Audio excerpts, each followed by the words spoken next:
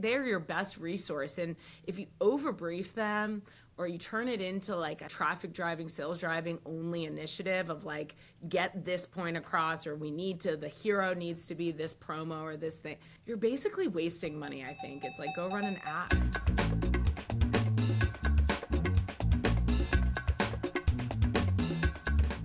All right, well, welcome to Linqia's Culture Creator Series. My name is Liz Griffin, and I'm a senior brand partner at Linqia.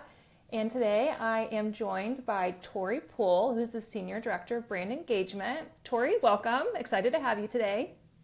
Thank you. I'm happy to be here. Awesome. So I know today we're really kind of jumping into what's culturally relevant, which can mean a lot of things in our industry. Yep. But before we jump in, why don't you tell us a little bit about yourself, kind of your career trajectory, and then what you do today at Cracker Barrel. Sure. So thank you so much for having me. I have an interesting, I guess, career path. I am one of these unique individuals I went to college knowing exactly what I wanted to do. I wanted to be in PR, I wanted to be in public relations, and so I entered college first day, ready to declare that major, which is a little bit unique. I think a lot of people find out what they want to do, what they don't, or they think they know something and they transition away from that. But I was always a very eager person to start working and to work. I come from a background of really hardworking people, very like entrepreneurial people, and that was just always ingrained in me. So I was really focused going into college and studied public relations. I ended up graduating a semester early, and this just helps to set the tone of like how crazy I am as a person, because I graduated early so I could get a jump start on working and beat everybody else out from jobs I wanted to get. And so my whole goal in college and all the internships I had and the courses I was taking, mentors I had, is I'm going to work in a PR agency, and I'm going to be a PR girl, and that is me through and through. And I did just that. I started working in a boutique. I'm from the Boston area, Massachusetts, and so I went to college in Boston, and I started working in an agency in Boston.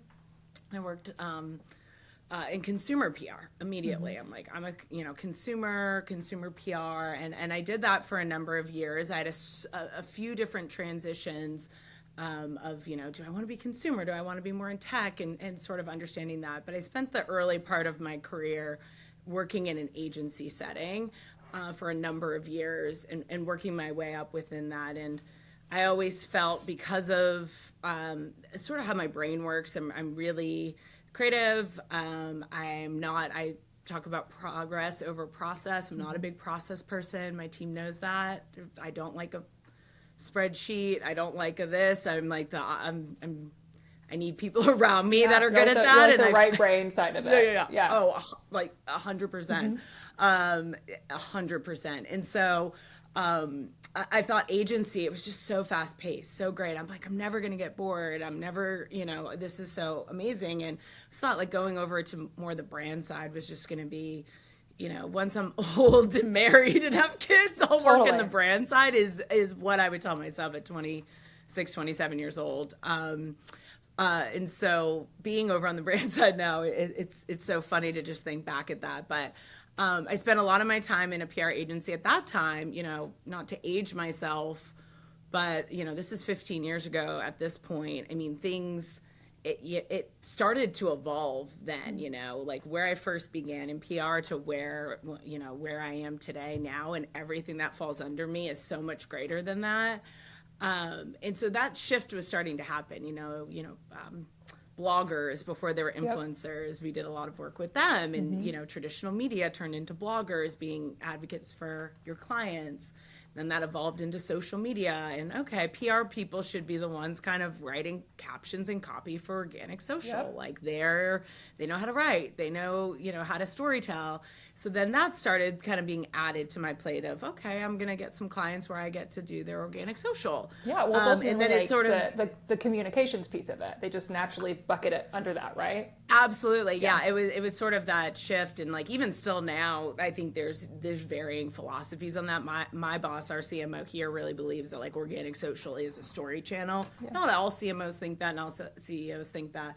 They do, so it's like it lives under me, and I consider myself through and through like a PR comms person, even though now my Rolodex of things that I have is way beyond that. But that's the core of who I am. It's what I believe in, and it's what I'm good at is storytelling. But it's led me all different places. Spent a lot of time in agency, and then had a quick little stint of burnout. It wasn't very quick. It was long. Burnt myself out. I don't know what would have burnt me out. I don't know if it was the graduating early and being psychotic. I don't know how this. I remember maybe? telling my mom, and she's like, "Well, I PR wonder can be how you that. got burnt out." I'm like, "I don't know. I don't But know." like, what I feel happened." like when you go back to that time too, you think of like the movies and the shows that were out telling you like really making that PR lifestyle feel very glamorous. Yes. And it is a hustle. Oh, there's nothing I know. I joke sometimes that my team gets to do the fun stuff. When I'm talking about marketing is such a broad department. I think sometimes people think, oh, you're in advertising, or there's tons of Cracker Barrel billboards. That's your team, and I'm like, no. We're the owned and earned stuff is what my bread and butter is, and I call it do the fun stuff, but it is not always fun events or the. I remember thought I'd want to run all these events and be like an event planner, PR person, and then I'm like, oh gosh, I'm not good at process. What are the things you need to do to run an The list. You actually need the list for that. Yeah. Oh, it's like the most organized, detail-focused people run events. I'm like, oh, well, that's not me. I can think of, I know what it should look like, the aesthetic, and what we should do, and attend an event. But I will not be the only one planning an event. But yeah, so I all over the place. What I do now today at Cracker Barrel, so, technically my title is Senior Director of Brand Engagement, but really what I sort of own underneath me is the support of like the growth of the brand. And so we're a legacy brand, 56 years old. It's been, I think we make this joke here that if you were probably to line up 10 people in a row, 9 of them are going to know what Cracker Barrel is. Like it's a special brand in that sense of having a lot of legacy and a lot of heritage. But with that, evolution needs to come, and how we do things and how we appeal to different types of people. And so I'm sort of here to look at those growth opportunities and those growth channels of like, how can we introduce this brand to more people and get them to love it? And so under that falls any partnerships from the brand, organic, social, and influencers, PR and comms, and then local store marketing, which we take a more community-led approach to local store marketing. And so so that's under my team as well. So that is, what I'm spending most of my time thinking about daily. Yeah, no small job there. What is, you listed off a lot that kind of rolls up under you. What's kind of your favorite part to touch and to get into? It's so tough. It really depends on, the day and the moment. And I think what's so amazing, there are like a lot of things, but they all sort of fit together and have a purpose. Like we are doing a big brand partnership right now with Auburn Athletics. Like football is a huge passion of our core and our growth audiences. Like everyone likes football. We're a brand with a heavy footprint in the Southeast and a lot of legacy here where like football is everything. So it's a natural fit for us to show up in places where football is happening or people are experiencing football. And so we did this sort of test of a partnership of really, we have big game day buys and we do sort of this blanketed advertising approach to appeal in there. But like, what could we do if we leaned in and sort of started to work really closely with a specific university or professional team? And like, what what value added opportunities might come out of that. And so we have that, and we're going to the Iron Bowl, which is like a big rivalry game between Auburn and Alabama, and we're showing up there. So that's, brand partnership, but there's also talent component. We're working on getting, talent to be there. I can't say who yet because it's a big surprise, to be there with us. And then there's an organic social component of like, how are we going to talk about this? How are we going to pump it up? So they all sort of like go into each other, which is really nice. And it's a good position for me because that is how my brain thinks, is very holistic and integrated. Yeah, no, I love that. I saw one of your posts recently. It was on Instagram and TikTok, but you had one of the football players was the VP of pancakes. Yeah. I was like, I want to be the VP of pancakes. Yeah, I know. That sounds like fun. So I guess like if we think about social, and you kind of already touched on the football aspect, and you're obviously trying to expand and probably get the people who love your brand already to come in more often. How do you kind of think about your audiences and thinking about how the social platforms are so incredibly personalized now, right? The algorithms are changing all the time. Our business is insanely chaotic, so you're having to keep up with it. How do you really look at the data and talk with your team and understand what is culturally relevant to your core audience? Yeah, I mean, we were just having a conversation this morning. It's with my social media manager, who's fantastic. And I told her actually about some of this and what we were talking about. And we always sort of share our, For You page and what's on it. And she was telling me like your individual ones? Okay. Yeah, we do that a lot. I love in that. our team of like sharing it because to your point, like it's so personalized now, and I think there used to be more like everybody knew a trend. It's like okay, everyone knows, and now it's become a little, especially on TikTok, like very niche. Like she might be getting delivered something that like I have not been delivered at all, which is actually what was the case this morning. She was saying like, have you seen this? And then it's funny. My another person on our team, who they're in sort of the similar age, similar interest. She's like, oh my goodness, that's hysterical. And I'm like, I haven't gotten that yet. And I haven't gotten it. And, no brands have activated. And so there's like these tighter niches with things, which is making things like really, really interesting. I think it's a cool opportunity for a brand like ours because, Cracker Barrel, we call it the Cracker Barrel lore. We're a very kitschy, quirky sort of brand with a lot of, we have an old country store, retail store with tons of stuff in it. We have rocking chairs. Like we're sort of over the top and experiential and interesting. And within that, there's a lot of individual niches that you could play into, like the grandma core, or there's, with some of our home style food and cooking, sort of this like slow culture that people like we really lean into that. Things in our retail store, like we have really unique toys that come through there, like rare Pokemon cards, and we now just have like the K-pop demon hunter. Totally, yeah. And so that is like a whole side of the Wicked. We have a collection. Yeah, and I saw that. I saw that. I don't know if it was a Stanley or something similar to that. Yeah. Like we have Wicked, and so there's these subgroups and niches that it's like, how do we look at our broader strategy? Like, who are we trying to be, and how are we trying to get this across? And we spend a lot of time on social thinking about that.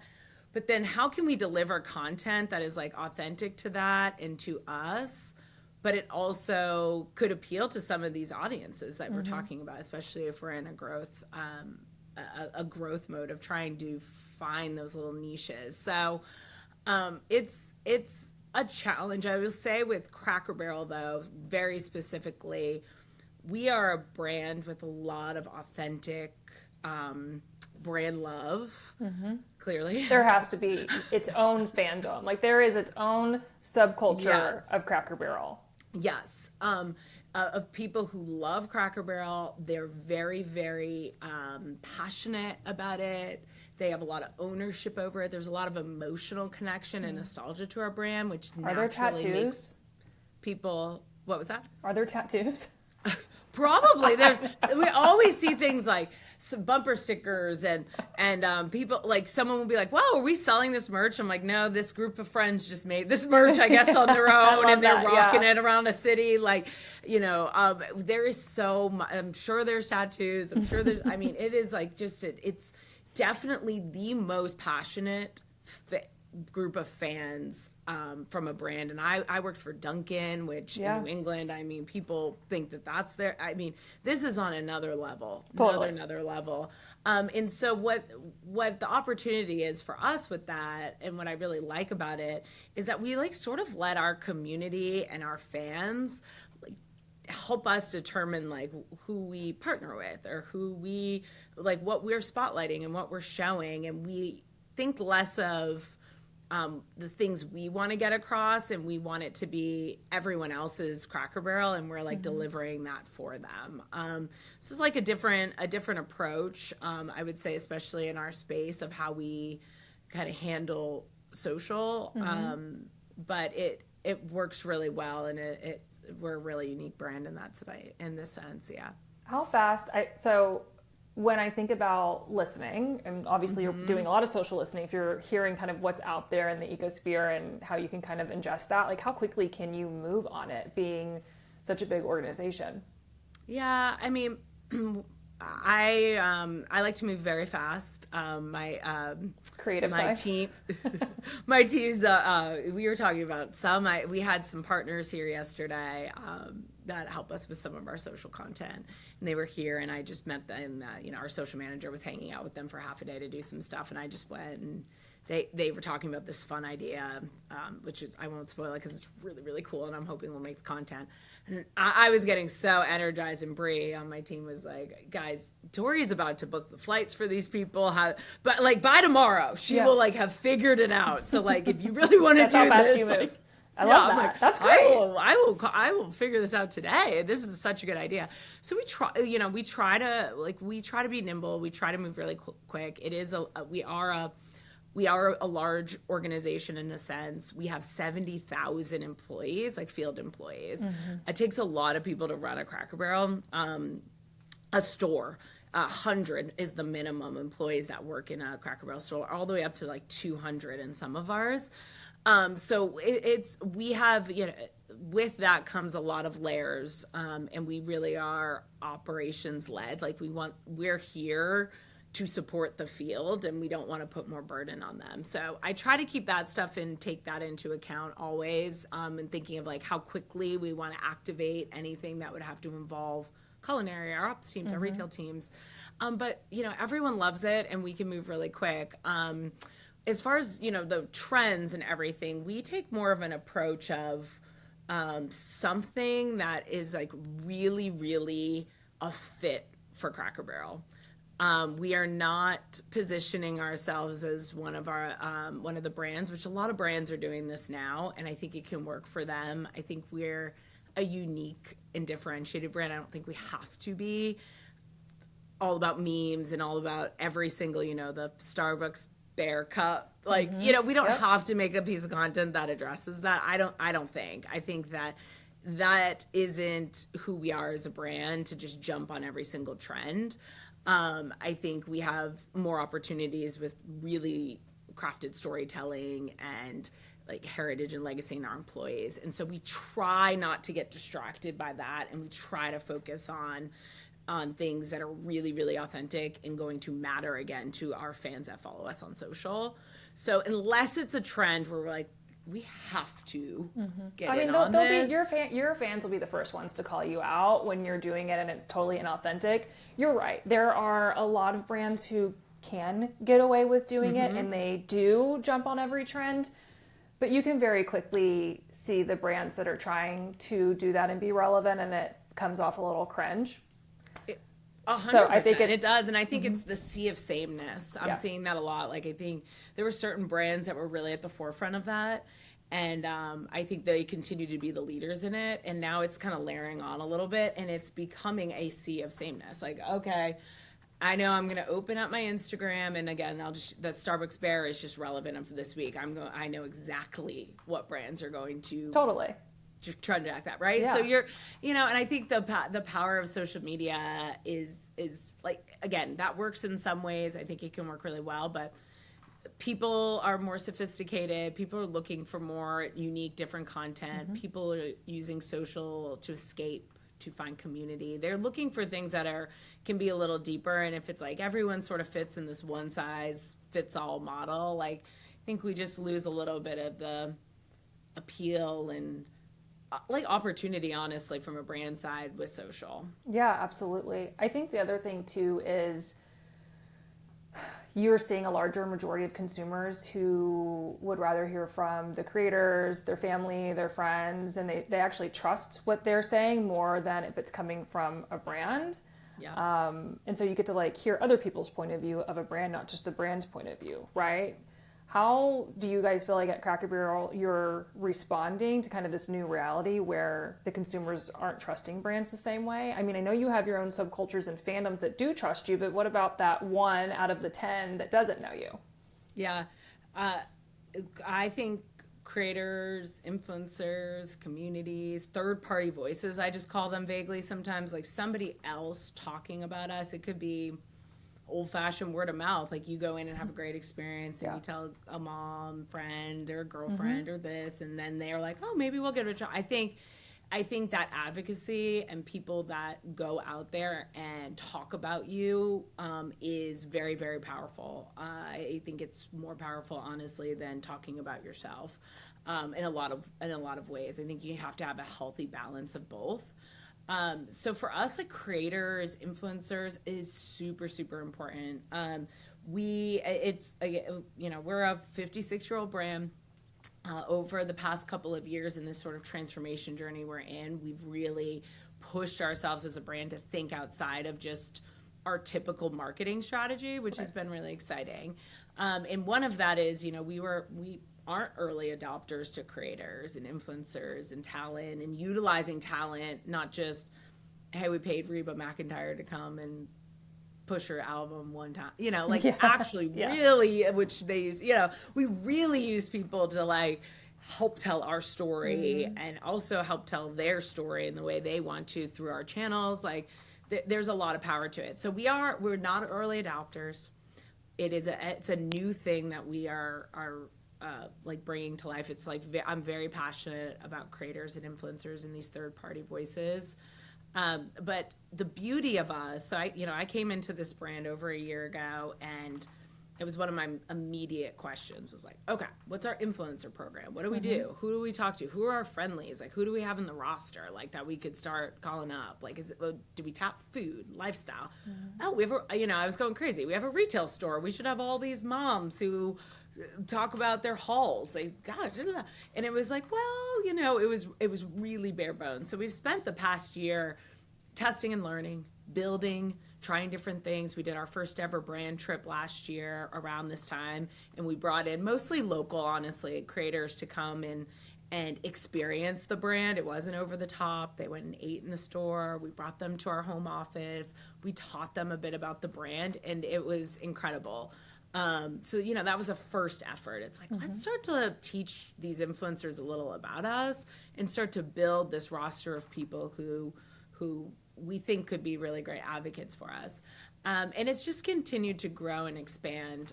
We are doing stuff like with the football players and these NIL deals. Like, not a lot of big brands are really leaning into NIL deals yet. And so we're sort of an early adopter there. And that has been really like a lot of great fun of doing that. But the best part about Cracker Barrel, and I say this all the time, and it's not because I work here, it is the most astonishing thing. We do not have to beg people to work with us.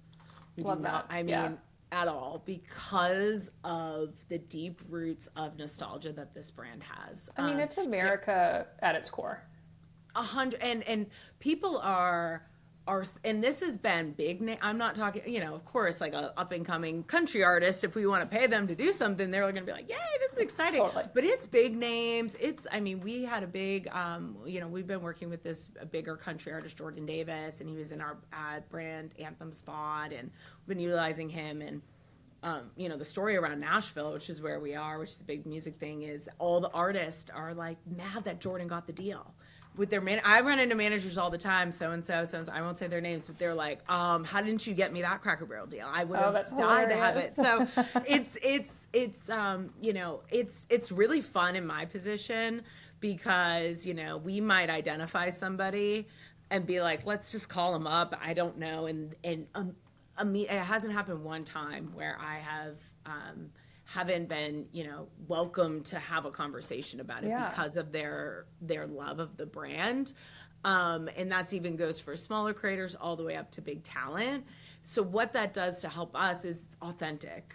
And I love like creative exploration with these people. So we very rarely go like, here's a concept, execute it and give us this deliverable. It's like, what do you want to do? Like the football players, we have another one that was shooting last from Ohio State University, and they sent me a photo of my social team that was up there, and he's in a Santa suit. He wanted to be the Santa, and he's with the team in the Santa suit. And I'm like, this big O-lineman who's going to get drafted is hanging out on a rocking chair in a Santa suit. I'm like, you got him in a Santa suit. He wanted to wear it. He came in the Santa suit. I have to tell you, I think it's everything you're saying is, I love that you've already acknowledged and are doing it. I had the pleasure of hosting 2 creators last week at a roundtable at Brand Week, or the week before maybe. And 2 of the things that they said that they love when working with brands, one is when they experience the brand. So whether it's like what you're saying, like a creator day where you're bringing them, they get to see kind of all the things and develop a relationship with the client. But then the second thing was, they said all too often, people are just saying, here's the concept, here's the deliverables, I need you to do all of these different things in the brief, peace be with you. And they're like, no. We've created this channel. We've become 100%. Successful. We know how to do this. Like, give me a moment to respond and tell you what I think will work. And so I love that you're embracing both of those things because they're incredibly important. And I think it takes away from, it keeps it on brand, but still keeps it authentic too. 100%. And I think you're like losing the plot if you just like hand deliver them the brief. Like the power of these creators and especially like creators, because there's varying ways. I'm always like creator versus an influencer because we sometimes use so much, and they can be both. And then there can be some that are just, consider themselves true content creators. And we are a small and nimble team. And I mean, we lean into these creators to make content for us sometimes. And so if they're like, I'm going to Cracker Barrel and I think this would be an amazing piece. Like, I trust them more than I trust myself. I'm not a content creator. I've never been one. I mean, I work in this space, but I don't know how to shoot, edit, tell a story in the way that they do. It's like, they're your best resource. And if you overbrief them or you turn it into like a like traffic driving, sales driving only initiative of like, get this point across, or the hero needs to be this promo or this thing, you're like, you're basically wasting money. I think it's like, go run an ad. You're not using these people effectively. Yeah, I don't disagree. We call, when you're using a creator just to create content for the brand to use, we call that creator generated content, or CGC. We see that a lot. And so a lot of times we will build programs that have the bigger kind of just organic posting, but then there's a CGC that the brand can use to put on their feed, use in paid, which is actually another thing I feel like is a trend that we're seeing a lot more of and making recommendations, which is like, creators used to just be social, and now it's like, don't let social have all the fun, right? Like, use your creator content everywhere. And so, even to where, I mean, we're creating, creator TV ads that they can run all over the place, digital out of home, TV, billboards, like you're seeing creators all over the place. Like, one, do you guys lean into that? And 2, what does that signal to you as a marketer? It excites me, I think. Overall, I think, I have a lot of respect for creators because it is, sometimes people think, oh, they're overcompensated or they're this and that. It's really hard. It's really hard work. I mean, we're asking, we want to put out, if anyone's, interested, we're trying to figure out getting an internal creator, a content creator to work for us at Cracker Barrel. And we have a job that we're floating out there. And it's funny, we went through the job description of all the things we need, and I was telling Brie, our manager, and she's like, so basically you want this human to be a unicorn? I'm like, you're right. We got to peel some of this off. It's like, so you want them to like be strategic and think about this and be able to create the content and edit it and get it up and be reactive. Like, you're asked, like, that is 5 different people. And I think sometimes people are like, that should be what a creator can do. They should be able to do every single thing if we're paying them this money. And that to me is always, I always sort of challenge people with that thinking to really understand like the value of these people and individuals doing this work. But I think I'm a big believer in an integrated model of things. I don't think something should live and die in one channel. I think that is not effective or progressive marketing. It's very old school to me to just be like, this is the message for this channel, or this is what we're doing, and like just let it live there and let it be there. I think there's a way, again, talking about even all the things that I have under my role, they all interconnect. So it's like, oh, if we have a creator, all these football players, maybe we should go to a place like the Iron Bowl, and then we help drive this message of the Pancake Block more, and let's get talent there. And now we have another talent person that what else can we do? And then how do we bring in CRM, and how do we put this maybe on digital and on our app, and put the talent, integrate them into a meal and put it on our app. Like, how do we think about this bigger and not just for social? And so we because we're like a small, nimble team of, we call them us at like the director level, we're channel leads.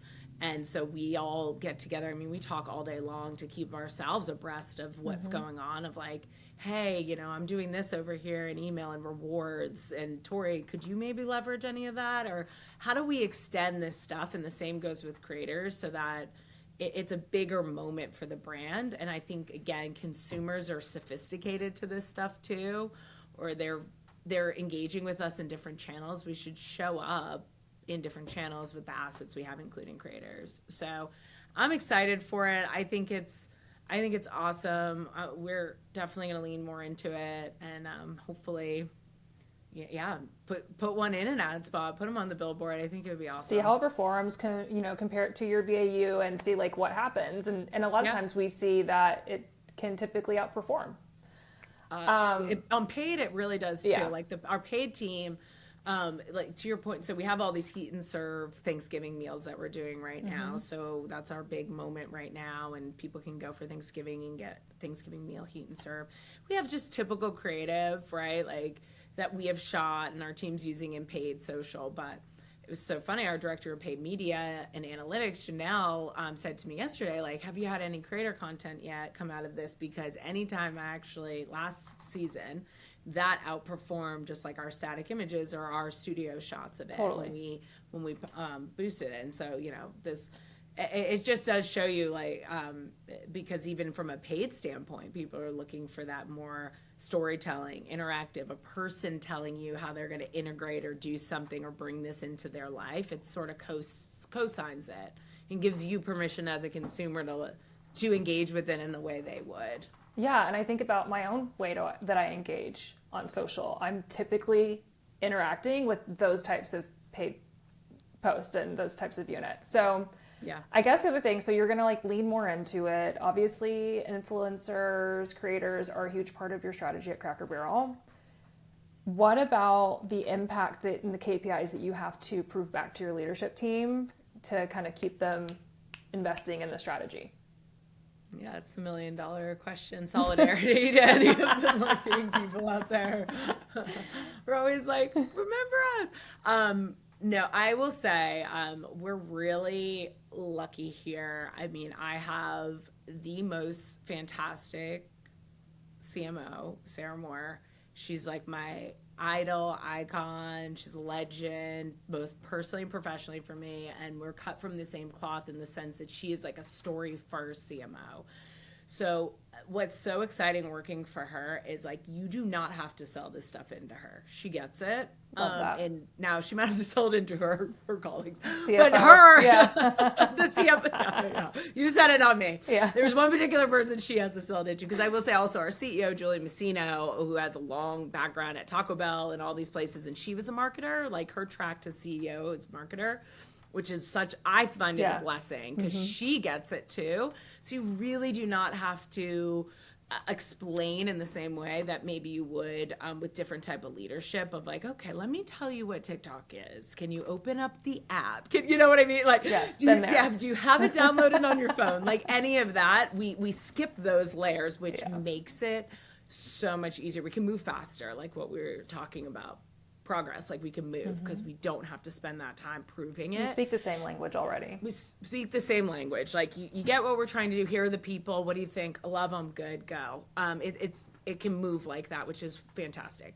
Now, however, there is still, the broader marketing spend, right? Like what are we spending? How much is our budget? And how much of this is going into what I call like core or traffic driving channels that are from like an owned perspective that do have a super easy correlation of this drove X traffic, X sales. And we're a restaurant brand, right? It's like take a shot every time you hear the word in this company, traffic or sales, right? Like that, you'd be on your butt.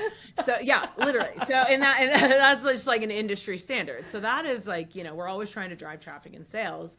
And it can be harder to measure some of this other stuff.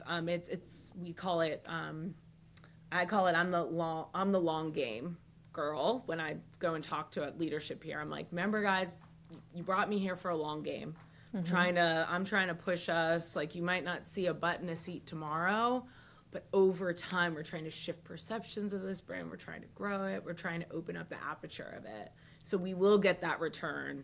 It just, we have to parallel it and get an equal amount of resources or, more resources, time, and energy to parallel it with some of these other tactics that are traffic and sales. I actually love that that's how you're positioning it, the long game girl. And like, you may not see it immediately, but you're going to see it over time. Yeah. And we spend a lot of time doing that. And again, it's not, I've been at other brands, worked for other brands. You don't even waste your breath even trying to explain it because they're just not going to get it. You're going to have to come in with some data, with some hard numbers. You're going to have to find a way to measure it. Especially like PR has always been like that. What's challenging to me with that, I like to keep it real. I'm a New Englander, so I'm like, I just shoot it straight. There's no fluff and like, it's hard to measure this stuff the way that they want it to be measured. Like you can make up these, I've had so many agencies pitch me on, I can show it. And there are more sophisticated ways that we can, show correlation of like traffic and sales or data numbers that a CFO is going to want, but they're a little inflated. They're not accurate. And I'd rather just keep it real of like, as long as we come into it, which is, I focus on this method a lot. I had my entire career. I think it's because, again, I'm from PR. Like PR is like redheaded stepchild. You're always trying to prove your worth and grow your budget. So it's like, I have this mentality of, and how I set it up is I go at it of like, these are the goals and objectives that we are trying to meet. And if you lay that out really clearly, not just like, we're going to do this, but if you hammer that home, like if you're pitching an idea to your boss or whatever, and you're like, okay, I'm trying to do this. And so I'm doing this. And then when you come back with the results, you pair your results to those KPIs and those goals. We were trying to drive new audience growth. Well, look at this on Instagram because we partnered with this person. We've seen X amount of new, traction to the pages. So that is a growth there, right? Like if you set the tone and the expectations up front, I find, again, not always a success, but it can be to help prove your case and your value and your worth when it comes to some of these, I guess, new. It's funny, it's new. This has been around a long time. It's been around for a long time. Well, I think that one, that's really great advice for other marketers. And I say that for two reasons. One, we do an annual State of Influencer Marketing report every year, and we just released it for 2026. And another, there's kind of like the 5 top trending things, and one of them, again, is proving ROI and impact for your influencer program. So you're not alone. So I think that's incredibly important. And I think the other thing of that too is you kind of question and scratch your head and say, why are some brands just not dedicating a certain percentage of their budget to influencer. And I think that that's a huge reason to it. They don't know how to properly explain it, kind of what you said, lay out the KPIs and hammer it home and be extremely specific about what you're looking to achieve, and then make sure that whomever you're speaking to understands that strategy. But I think it comes back to what you guys are doing so well. And I think it's so amazing that your CEO came from the marketing world, because you are speaking that language and they get it. Yeah. Okay, so this brings us to what I think is, this has been really fun. I wasn't going to say the fun part, but I was. The rapid fire part of our little chat. So I'm going to ask you 3 questions, and I want you to just quickly what comes to the top of your head. So first question is, what does your For You page look like? Currently, it's filled with quarter zip matcha content. I don't know if you've seen it yet. I haven't. Look it up after. Okay. It is iconic. Quarter zip matcha content. Guys that have become quarter zip guys, which Oh is my like, gosh. young gentlemen, quarter zips and drinking matchas instead of Nike Techs and Lay's potato chips. It's hysterical, and Okay. it is all over my For You page right now. All right, I will look that up after this. If you were a creator, what would your content angle be? I'd like to think it would be very similar and reminiscent of like mom talk with the Salt Lake City Mormon girls dancing and doing crazy that show. stuff like that. Yeah, me too. That's what in my dreams of my perception of myself, that's what it That's would what be. your I don't know if angle would be. it would probably be more like chaotic mom who doesn't have her shit together. But I don't know that. I think you would fit right into that group, just so we're really clear. yeah, that would be my goals. Yeah. Okay, and last but certainly not least, what advice would you give to somebody starting their career in marketing? Work harder than everybody else and put your head down and grind it out and do the best you can do. Like hustle and work hard and let your actions and your work and everything shine for you, and you'll go far. And then I guess I'd also say